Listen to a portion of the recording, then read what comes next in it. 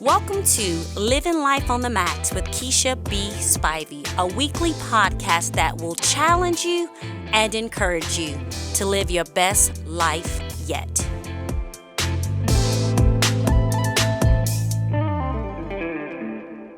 Welcome to Living Life on the Max. I am Keisha Spivey, and I'm so excited to be your host. We are launching a new podcast series, and it's a combination of so many things that God has allowed me to do. You know, for those who don't know me by trade, I am an ordained pastor, but I'm also a certified life coach, and I'm just someone who spent the last 40 years trying to help people, learning about ways to help people enjoy their life, learning about ways to better manage your life, so that at the end of the day, when you go to bed, you feel good about who you are, who you're becoming, and that which you have deposited into the earth. So we're going to be starting a new series, and I'm going to be talking to you for several weeks on several different topics. But the first topic that we're going to launch out with is how to navigate problems. Hello, I should have already gotten your attention because if you're breathing, baby, you've got a few. I don't even care if you're trying to mind your own business. You have got a few. And so I think about a quote by Albert Einstein. It says, "We cannot solve our problems with the same thinking we used when we created them." Hello. If you want different results, if you want a different outcome, then you've got to change what you're doing. And so we often complain about what we got, but we're not willing to do what's required. We're not willing to make the sacrifices. We're not willing to adjust so that we can get a different outcome. So again, we're going to be talking about over these next several weeks on how to navigate them because they're part of the process. And the reality is they are everywhere you go. Problems are in every aspect of your life. You can't get away from it. And my absolute favorite book in the world tells us that many are the afflictions of even good, godly people. Even when you do right, you can't avoid problems. They are part of the package. And there is a way to escape them. There is a way to successfully begin to navigate through them. But you got to do something. You've got to make some adjustments. And I know that adjustment word is so uncomfortable. We don't like to talk about it. We don't even like to think about it. But it's necessary if you want a different outcome. The first action that's required to navigate or accept a problem or to escape a problem is you got to solve it. When I think about the children of Israel, they had to go around the land of Edom, which made their journey much longer, and the people began to get discouraged as they were on the way to the place that had been promised to them, as they were on the way to the outcome, as they were on the way to the victory, they started getting tired. And so as I thought about that as I was prepping for this lesson, the number one thing you need to do to navigate around a problem is you got to make the decision to solve it. Because you can keep circling that mountain year after year. You can keep going around it and thinking through it and studying it and, examining it. But until you make the decision to solve it, it is simply a problem. So you got to think about between you and that place you're getting to, that promise, that accomplishment, that achievement, that victory, that weight loss, that reconciled relationship, between you and it are problems. So I just want to talk to you about learning how to face them, learning how to resolve them in such a way that you're able to keep moving forward.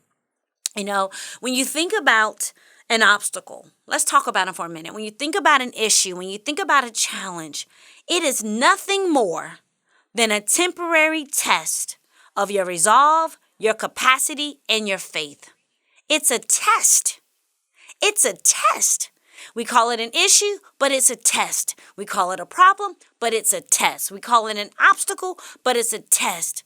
It's really showing you where you are. It's locating you. It's like a GPS system that's identifying your capacity for right where you are to that place that you're aiming to go. And the thing is, I'm a woman of faith. You can't separate me from my faith. That's just a part of who I am. But faith alone, without any understanding of how to navigate through those challenges, is not going to be enough. Because the word tells us faith without works is dead. So having faith is great, but you got to learn how to work around those problems. You got to learn how to navigate through them so that you can get to that place. You can get to that thing that's for you. You know, the first thing that we need to accept about problems is that we all have them. I don't care who you are. I don't care what your last name is. I don't care what your zip code is. I don't care your ethnicity. You've got problems. We've got to accept that you have them. Al Davis, a former owner of the Oakland Raiders football team, said, "A great leader doesn't treat problems as special. He treats them as normal." Ouch. I know that's uncomfortable. He says you don't treat them as special. You treat them as normal. Because if you're working, you need to expect problems. If you are dreaming, expect problems. If you're dealing with people, expect problems. If you're minding your own business, expect problems. What happens is we act like they caught us off guard because, oh my God, how did that happen? It happened because you're living. It happened because you're breathing. It happened because you're on the way to someplace. You're on the way to something else. You're on the way to bigger and better. You're on the way to discovery. You're discovering who you are and that much more you have on the inside of you. You're trying to navigate from how to get from potential and mix it with purpose to get to an ordained place. So guess what? You encounter problems along the way. As I was preparing for this, I thought about something. If everything goes according to plan, be pleasantly surprised. If everything goes without a hitch and there are no hiccups, be grateful. However, if it doesn't go as smooth as you anticipated, don't stress out because you have planned accordingly. And in your planning, you expected a few problems. You expected a few things to not go out and to go off like you thought. So problems should never frustrate us. Not if we're expecting them. Problems should never take us off the plan and the course because we've anticipated them. A problem that's not anticipated, that's a problem. However, an anticipated problem is an opportunity. If you've anticipated the problem and you saw or thought that it could show up and you made arrangements to adapt or to be flexible, then all you have is an opportunity. When you think about it like this, the problem you're facing today is nothing more than an opportunity for God to do for you and through you what you're not capable of doing for yourself.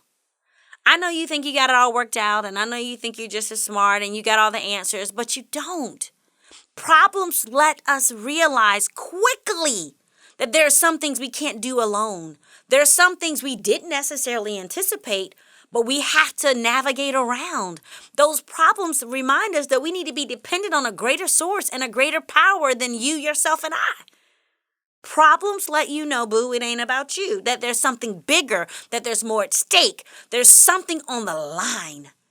And it makes you ask yourself, how bad do I want it? Am I going to sit here and look at this problem and have a pity party of one and feel sorry for myself? Or am I going to look at this problem and realize, wait a minute, God didn't bring me this far to leave me. There has to be a way to navigate through, around, over, up, something. I got to get to the other side because there's something waiting for me. I think the mistake so many of us make is when we encounter problems and we encounter struggles, we sit down. We get in the recliner and we start eating and we start looking up at the problem like, whoa, it's so big. We start hanging up curtains and putting up pictures and laying out new carpet and organizing and creating what the room is supposed to look like while you sit and look at your problem instead of suiting up, standing up and like, wait a minute, this thing isn't bigger than me. This has to be a part of the process. So somehow or another, I need to start stretching. I need to start, preparing because I might have to work a little bit. I might have to fight a little bit. I might even have to cry a little bit. But getting to the other side is going to be worth it. And that's when you have to start talking to yourself. You have to start encouraging yourself. And I even think about one of my favorite stories in the Bible. I think about David. When he saw Goliath, who was so big, immediately, he started thinking about all the other problems in his past that he had to get around. He talked about the lion. He talked about the bear. And then he looked at the problem before him and said, wait a minute. If I could overcome that, if I can get through that, if I can get around that, then guess what? I can get around you. You have to realize, wait a minute, there's something on the other side. I think about all the things that was waiting for David. The daughter of, he got access to money, he got provision, he got protection, he got a title, he got all kinds of things. Because he didn't sit down in the face of the problem. He began to rehearse the victories that he'd already won, the things he'd already come through, the doors that had already opened for him that were once marked shut.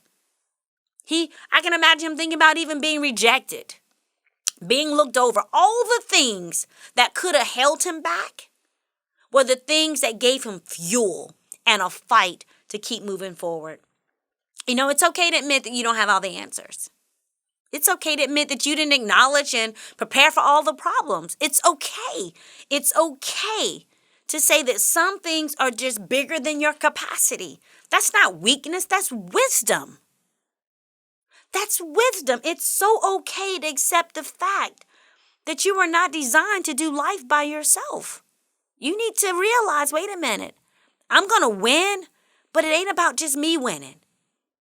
It's about who's attached to me. Who's supposed to help me win? And then who am I supposed to turn around and help win? We fall into the trap so often. I can't say we, I'll say me. Sometimes when problems present themselves, I just want to feel sorry for myself. I'm like, why's it got to be so hard? Why this? Why now? Come on. I was making good traction. I was doing good. And now I got this thing. And it's sometimes easy to just fall back and literally just start having a woe is me moment. And I heard a friend of mine say a couple weeks back, we've got to allow those moments to go from being a woe is me to a wow is God. How do I navigate around that thing? This first lesson of this 7-part series is to just let you realize the first thing you need to do when a problem presents itself is make the decision to solve it. Not make excuses, not feel sorry for yourself, not play the blame game.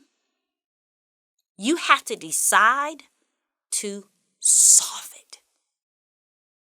Step 1 is solve it.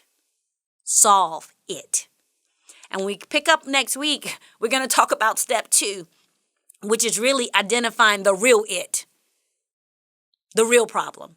Because so often we never get to the root of the problem and we never get the resolution because we're too busy playing around with other stuff that has absolutely nothing to do with the problem. It's just the stuff that we have more fun messing with or we're more comfortable dealing with. But it's now time to talk about identifying the real problem. The real problem, not just the fruit, but some of the root. And what can be done to literally use it to develop a better version of you. So I thank you for tuning in to our first podcast. I look forward to talking with you on next week. And until then, I want to challenge you. Do you to the max. God bless.